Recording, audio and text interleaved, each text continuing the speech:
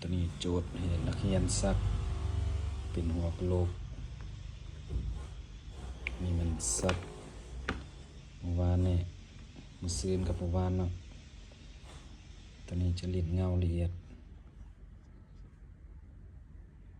เส้นก็คมดีเนาะปัดเงาก็ละเอียดอยู่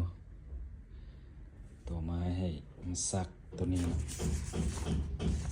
หน้าคาบุกิต่างๆเป็นขนนกนี่จะให้นักเรียนซักเมื่อโจทย์ต่อไปก็ปลาคาบให้ซักเต็มดังเทียมเลยว่าแถวนี้เต็มแบบกาวเต็มหมดเนาะ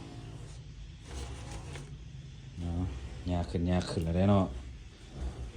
ซักสามีโอเคแล้วเรียนได้อาทิตย์หนึ่งซักได้สามีก็ถือว่าโอเคแล้วดีแล้วเนียนปัดเงาก็เนียนดีปิ่นไว้อยู่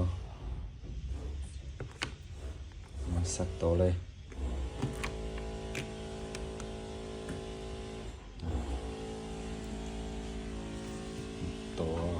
ตัวหัวกะโหลกเนี่ยจะมีแบบให้เบิ่งกำลังปัดเงา